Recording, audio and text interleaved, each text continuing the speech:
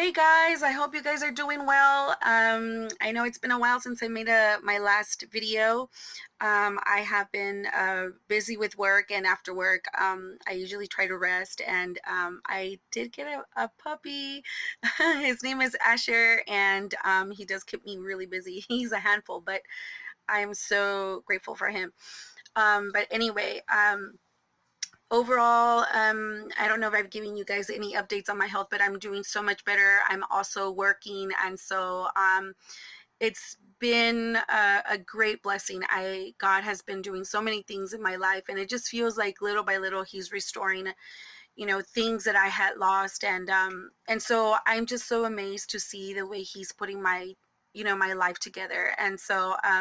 Anyway, just wanted to share that with you guys. But right now there's just so many things going on in life, in the world, and there it is a time of uncertainty. It is a time where a lot of people are giving into fears, and because we don't know what's coming in our future, and because we don't know how long this quarantine is going to last. We don't know what this coronavirus has, in the future.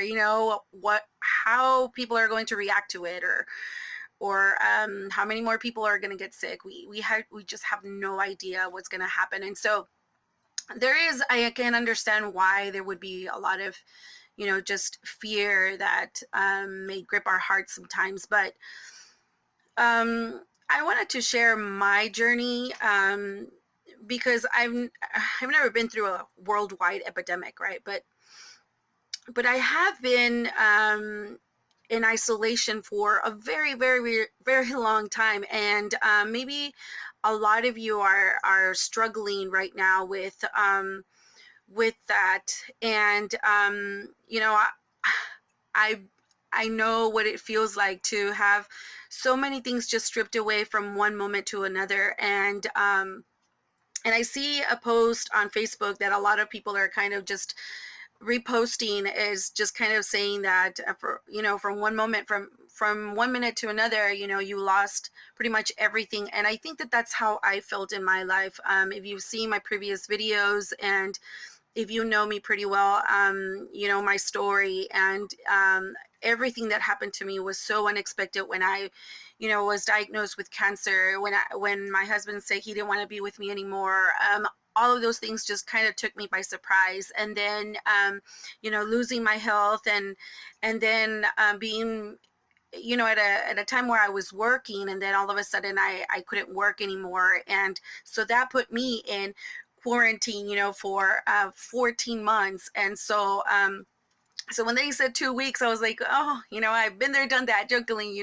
but no, I mean, I'm not saying that it's not difficult, but I had to kind of try to go back and remember what it felt like for me, what I went through when I was in quarantine, like I said, when I was in this time of isolation.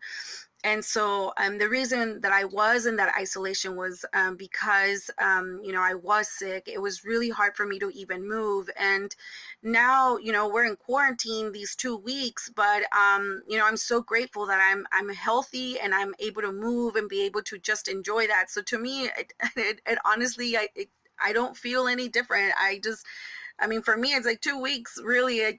That's nothing, because like I said, I went through this for 14 months. And so, but I wanted to share with you guys, maybe you all are struggling with a few things, and some things that I came up with, and I didn't mean for it to be like this, but they all start with the letter F. And so one of the things that I went through was food. That I missed was food, because I wasn't able to eat the things that I really wanted to. I couldn't go out to the restaurants that I wanted to. Even when the 3 years prior to that, I wasn't able to go to restaurants. And so I really missed just calling up a friend, or because I was married before, and so it was just so easy. It's like, okay, you want to go out to eat, and so we would just go out to eat. And now it was like I didn't really have anybody to just say, hey, you want to go out to eat? I mean, I didn't have any money, so I couldn't really be inviting, hey, let's go out to eat, because I didn't have any money, and so I couldn't do that. And I couldn't just get up because I didn't have a lot of money at that time either. And especially when I was sick this past year, this year of isolation, I wasn't working. And so, really, truly, I mean, if you guys have sandwiches, if that's all you have, man, be grateful for that, because I survived on sandwiches, and that's what really got me through. I mean, I had to carry sandwiches with me if I did go, if I did go to the doctor, or if I went somewhere like I had really had to go to. But it was so difficult to walk. It was so difficult to just move, and but I had to constantly be eating, and the sandwiches are what got me through. And so I'm just grateful for even for that. I'm grateful for sandwiches. And so right now you might not be able to go out and eat the food that you want, but you know what? Be grateful for the food that you do have, because at least you have food that you can eat. And so that's one thing that I learned and that I was really grateful for. And now eating out is really a privilege, and eating out is not something that I do all the time, and I'm okay with that. Um, but yeah, I mean, it is fun and it's okay. I'm not saying that it's bad, but I think that sometimes we're not grateful for the little things that we do have. And sometimes even just being able to cook something at home, or whatever it is that you have, trust me, sometimes you have a lot more than other people. And if you're able to cook, man, cook. There was times when I couldn't barely even make myself a sandwich, because it was just so difficult. I learned to eat my sandwiches without mayonnaise and mustard and without anything else. It was just like the ham and the cheese and the bread, and that's it. Eat it.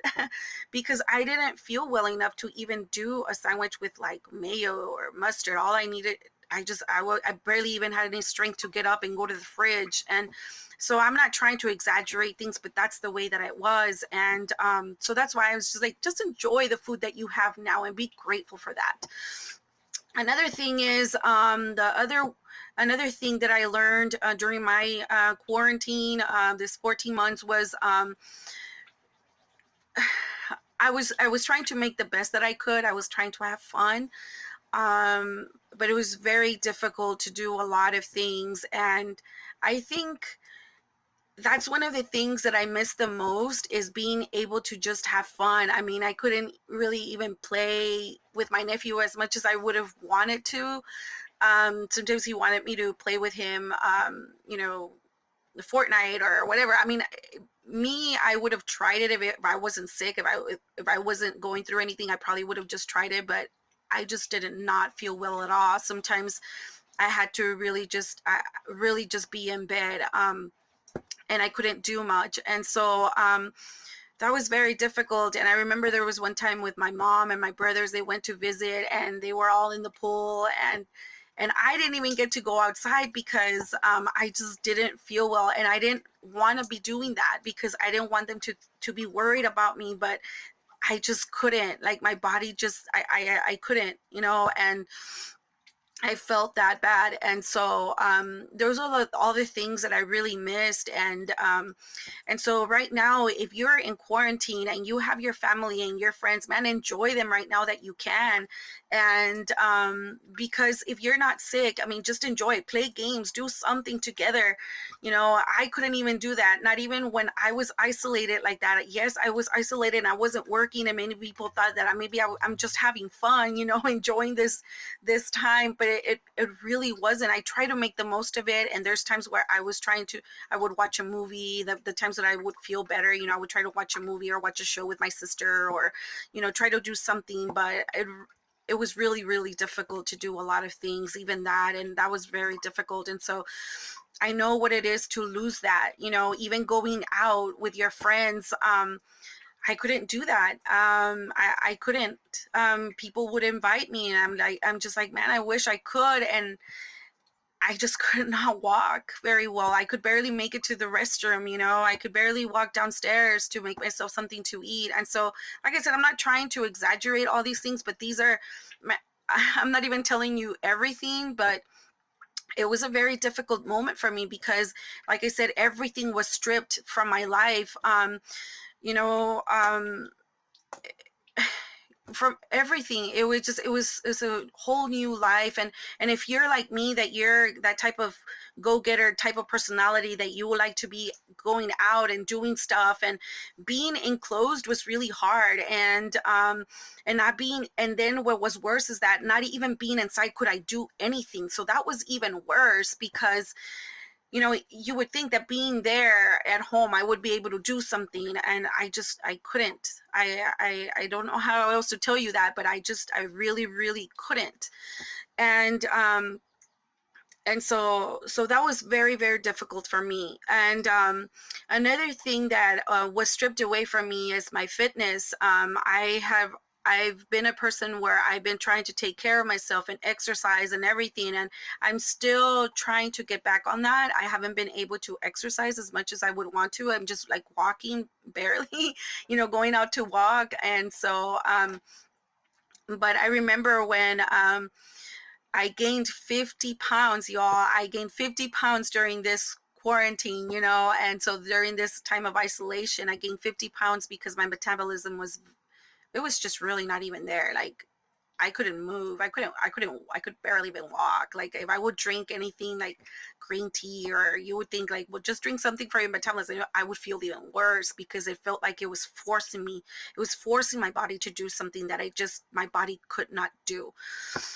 And no matter how much I tried, I could not. And so that really was an area for me where it really hurt me, and it did make me sad. And I was just like, man, I spend a lot of time trying to eat right and taking care of myself and working out and everything, and it's all gone, and it's all gone. And even though there was a time when I tried to lift a little bit of weights and just go walking, and it just did not work for me. It just made me feel even worse. So I did try all of those things, but even that, I mean, it was very hurtful, and it was starting to make me feel more self-conscious, just because I was not in the best shape that I wasn't in the shape that I wanted to. I wasn't. But then I just realized, like, you know what, God, this is who I am, and I can't exercise right now, and this is who I am, and that's it. And out of that came something really important. Out of all of these things, there was a lot of important lessons learned. As for the food, is just being grateful and for what we have. Just like the Israelites, they ate manna for 40 years. I can only imagine 40 years. I'm here thinking like, man, for 1 year I ate almost just sandwiches. But I'm thinking, man, the Israelites, they ate manna for 40 years. I'm just like, wow, no wonder they were asking for quail. No wonder they were complaining, but God says not to complain. And during this time, I really learned and to not complain, and to just accept whatever it was. And so the reason I'm sharing this with you guys is because I understand that when you lose all these things are important to you. And even your finances right now may be a time where you don't know what's going to happen, because maybe you're not working. I mean, I myself am not working the hours that I would normally be working. And maybe a lot of your hours haven't been come back too, or maybe completely. And so you don't know what's going to happen. You maybe have kids, you have your wife, your husband that you support. And so it's a time of just just, I don't like, not knowing what's going to happen. It's a time of confusion maybe, or even fear. And so, but I learned, I wasn't working for a whole year. For those 14 months, I wasn't working. I had to really trust God that he was going to provide. And I needed to buy my vitamins. And the vitamins the only vitamins that really helped me out are $40. And I'm just like, oh my goodness, why did it have to be these? But those were the ones that really helped me out. And I just really had to trust God that one way or another he was going to provide. And there was a church that donated I'm sorry, there was a church that donated almost $400 at one time, and so that really helped me out. To buy my vitamins and to pay for my bills. And guys, when I tell you, you really just need to trust God. I'm telling you from experience, because I really had to trust God. There was no money coming in. I mean, like, there's no money coming in. It was only whatever I had left. And also, when I had my income, I stretched it as much as I could. And so when all of that was depleted, I was just like, God, I don't know what I'm going to do. But like I said, one of the churches, I didn't ask them for this. I didn't write to anyone and asking for money or anything, but they just, they gave me $400. And then somebody else, I guess they found out from somebody else of what I was going through, and they sent me a check of $200. And so all of that, it was just like, wow, that was so amazing. And then when that was gone, I was like, God, what am I going to do? And I was like, God, I think it was like $190. I was just like, I just need like about $190 just to get through these payments and just to buy the vitamins and to, hygiene products or whatever. And so somebody called me up out of the blue, and they said, hey, are you still selling your gun? And I'm like, yes, I'm still selling my gun, And so that was enough to buy, whatever I needed. But, God knows your needs. He will meet you where you are at. Sometimes you think that it's too much for God, or that maybe he doesn't understand what you're going through. But you know what? God understands everything that you're going through. And he knows what you're going through. He knows your needs, but we do have to ask him. He says, ask and you shall receive. And, and sometimes it may feel like you're being stretched, and that it's like, God, why do you have to wait to the last minute? But you know what? That is when our faith increases. That is when we grow, because we learn that we need to trust completely and solely on him. And for me, it's just like, man, I look back now and I'm like, man, that was the hardest time in my whole entire life. I've never been through something so difficult in my life. But you know what? I learned to trust God. I learned to hear God. In the midst of it, I was able to spend a lot of time with him, moments that I will never forget. It was a beautiful, beautiful moment. It's like, would I want to go through all of that again? I would not. I'm being honest. I would not want to go through all of that again, because it was so extremely difficult. It was so painful, and I had no idea when all of this was going to end. And just like with the coronavirus, with this quarantine, we have no idea when all of this is going to end. But you know what, my brothers and sisters, it does not matter, because God is going to get you through it. It doesn't matter how long it's going to last. God will see you, and he will meet your every single need. And I'm telling you from experience. I'm not telling you because I'm just wishful thinking, or I'm just thinking that this is what's going to happen. No, because I've experienced it. So if you're going through something really difficult, if this is really hard for you and you feel like, man, I don't even know what to do with myself anymore. I don't know what to do in this home. I don't know what I'm going to do about my finances. I'm so tired of eating the same food. The best thing that I can tell you is to stop complaining and just accept it and learn what God is trying to teach you. And that's, and that's one of the things that I saw with the Israelites. They were complaining and complaining and complaining. They're like, you know what? We don't want this manna. We want some quail. And so God sent them quail. And what happened? They ate as much as they could, and then they vomited it out, and many people died, and so it was just like, you know what? We need to stop complaining, and we just need to know and trust that God knows what he is doing. My brothers and sisters, this is not a surprise to God. God is not surprised and say, oh my goodness, what is this coronavirus thing? Like, I didn't even know this was coming. No, God already knows beforehand.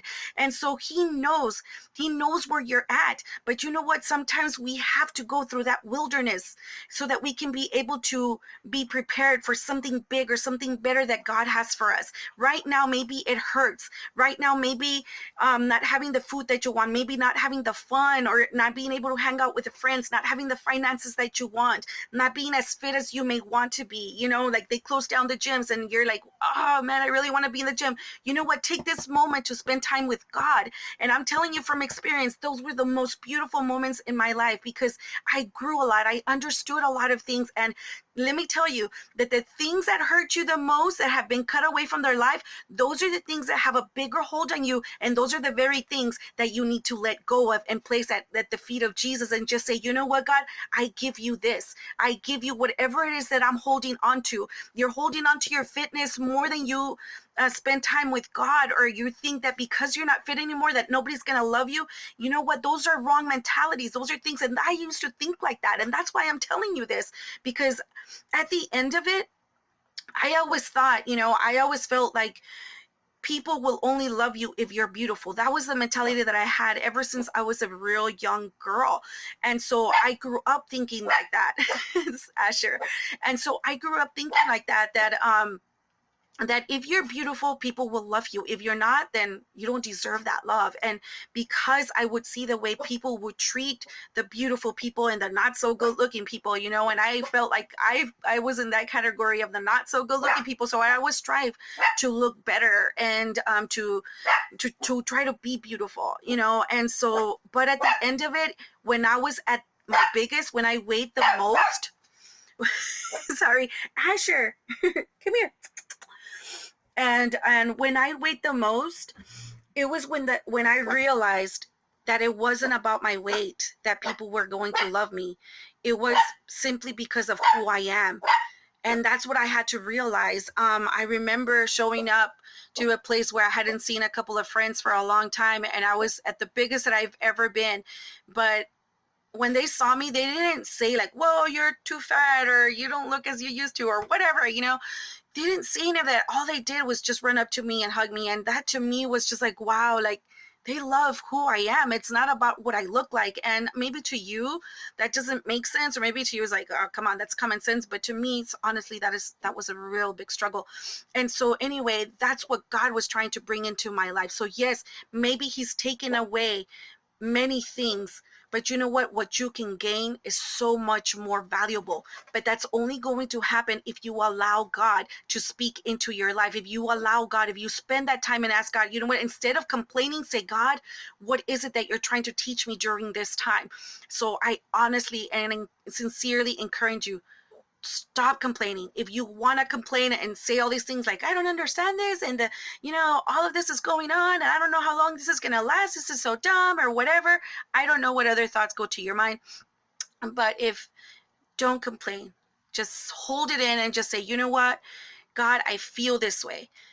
Be honest with God and tell him how you feel. And that's how I did it. I said, you know what, God, I don't know how I'm going to get through this, but give me the peace to know that I can trust you. I'm at my biggest, the biggest I've ever been. I've never weighed this much before. And so God help me to accept myself for who I am, and instead of complaining, it's about just reaching out to God and saying, you know what, God, I'm here. This is what's going through my mind. This is going through my heart. But you know what? I pray that you will put my thoughts in the right perspective, establish my thoughts, direct my steps, Father God, so that I can be in alignment with you, so that you can be transformed. Guys, this is a time to be transformed, to spend that time with God. And let me tell you that the word of God is powerful and living, and it is what will change you. It is what will transform you. I'm telling you from experience. And so, guys, I really want to encourage you to spend time with God, because I really honestly believe that harder times are coming. And right now is a time for you to get along with God and to learn his word. And those are his promises, so that you may be able to fight against the enemy. So if he's trying to put fear in your life, if he's trying to fill your heart with your mind with depression, that you're not going to get through it, and I don't know what all of this is, and I'm not going to be able to find the right job, or whatever it may be, you just say, you know what, I'm going to trust in you, God. I choose to trust in you, that no matter what my situation may look like, I'm going to get through it, because you're going to get me through it, Father, that you are going to give me the strength, you're going to provide for my needs, and God, that I am just going to trust you and believe that you can and that you will. And guys, I had to pray those things over and over again, because I was the type of person, I can honestly tell you that I was a person where I believed that God was against me, because every time I would pray for something, the opposite would always happen. And so I would always think like I didn't even want to pray for the things that I really wanted anymore, because I always felt like every time I pray for something, God always takes it away, And so it took me such a long time. It was during my time of isolation where I really understood that God has great plans for my life. Jeremiah 29:11, for I know the plans that I have for you, declares the Lord, plans to prosper you and not to harm you, plans to give you a hope and a future. And I I had to take that to heart and believe that, because I always felt that God was out there to hurt me. But his word says that he's not out there to hurt us, but to give us the best that we can. But you know what, guys? God has amazing things for your future, but sometimes we have to go through that wilderness. We have to be removed from the things that are distracting us, from the things that have a hold of us, and take this moment to be able to let go. Take it as a time where God is pruning you and removing the things that are in your heart that are taking that number one spot, instead of letting God be that number one spot in your life. Guys, you can either give in to fear or you can give in to faith, but the choice is yours. Fear is just a false appearance. What is it called? It's a false evidence appearing real. You know, you think it's real, but it's really not. And it's a false evidence. And so I just really encourage you to choose faith. No matter what your situation looks like, just be grateful. Well, no matter what your situation looks like, say, God, I trust you. God, I trust you. And I trust you. And guys, when you start being grateful, when you just start repeating that you trust him, things in your mind start changing. You no longer are focused on the things that you don't have, but you start focusing on who God is. And so, guys, I just want to encourage you to spend that time with God and get to know who he is. Read verses on trust. I have some verses. I mean, even in Psalms, there's a whole bunch of verses. In Psalms 37, trust in the Lord and do good and dwell in the land and feed on his faithfulness. Delight yourself also in the Lord, and he will give you the desires of your heart. Commit your way to the Lord. Trust also in him, and he shall bring it to pass. Rest in the Lord and wait patiently for him. Wait on the Lord and keep his way, and he shall exalt you to inherit the land. It says, the steps of a good man are ordered by the Lord, and he delights in his way. Though he fall, he shall not be utterly cast down, for the Lord upholds him with his hand. There's so many verses. There's also another one. But salvation of the righteous is from the Lord. He is their strength in the time of trouble. And the Lord shall help them and deliver them. He shall deliver them from the wicked and save them, because they trust in him. And so, guys, I'm just encouraging you to trust in the Lord, no matter what you're going through. I know it's hard.